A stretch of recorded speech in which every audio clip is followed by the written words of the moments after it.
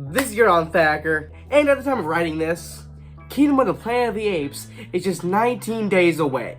So with the 10th installment of my favorite franchise, a sequel to my favorite trilogy, and a sequel to what in my opinion is the best one ever made, you could say I'm kind of excited for this movie. And because of Kingdom, I have been thinking about the Rise trilogy recently. And as a result, I've been thinking about this one video that I made around 3 years ago, which was a video where I asked the question, what if Koba, the villain from Dawn of the Planet of the Apes, was in the sequel to Dawn, War for the Planet of the Apes? Needless to say, that video is pretty bad.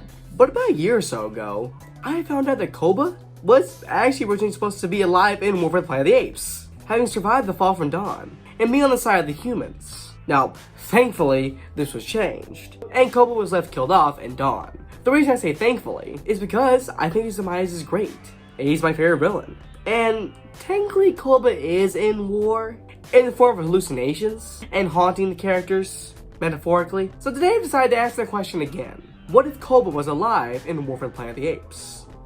But before we get to war, we have to start with the rise. Koba was an ape that was raised in captivity by humans, with his mother, and was taught sign language. His mother would be killed when he was young, and he'd be forced to perform for entertainment for humans, which was taught to him by physical and mental pain.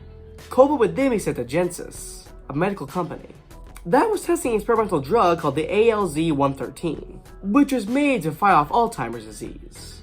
The drug would create a virus that would increase the intelligence of apes, but would wipe out most of the human race. Caesar, another ape, would start the Ape Rebellion, and would free a large number of apes from the sanctuary he was being held in, Genesis, and a zoo. 10 years after this, the apes were living in peace and harmony in the Red Woods. Koba, while still having hatred for humans, is content with the life he has now.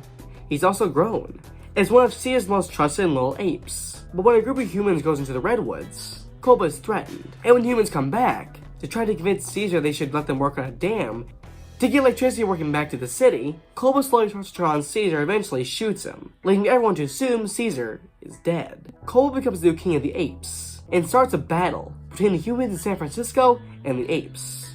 Skipping over a little bit, it turns out Caesar is alive, and regains his strength and faces off against Koba once more, on a giant tower that was half built before the virus broke out. They partake in a fight, which eventually leads to Koba falling to his death. 2 years later in War for the Planet of the Apes, a war between apes and humans has been going on as a result of Koba, with Koba being referred to many times, still haunting the characters. Twice in the film, Koba is hallucinated by Caesar. By the end of the film, the apes have found a new home, and the war has ended. But Caesar dies from a wound inflicted earlier in the film, concluding this spectacular trilogy. But what if Koba was alive in War for the Planet of the Apes? Well, let's start off with what we know. Koba would be on the human side. Now my best guess why this would be is so that Koba could kill Caesar, then become king once more, and then probably try to kill off the rest of the humans. I feel like Koba would have probably been a top tier ape in the Colonel's eye, as there were a few that were on the side of the humans. And Koba would probably know Caesar the best, might be able to predict some of his actions, and therefore give the humans the upper hand on the apes. I don't think Koba would have been sent on any missions. He's too valuable.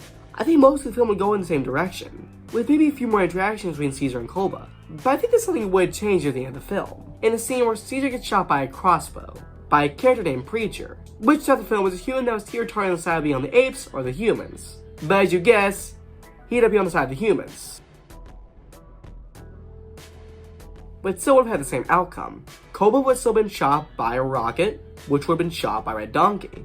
And the rest of the film would be exactly the same, except for the fact that Koba really did win in the end. Koba would have been the one that ended up killing Caesar. But of course, I prefer the war we did eventually get. But it's interesting to know that war could have potentially been closer to this if Koba had been alive in War for the Planet of the Apes. But let me know in the comments below, what do you think about this? Do you think Koba should have been alive in War for the Planet of the Apes? And how do you think the film would have changed? And are you excited for Kingdom of the Planet of the Apes?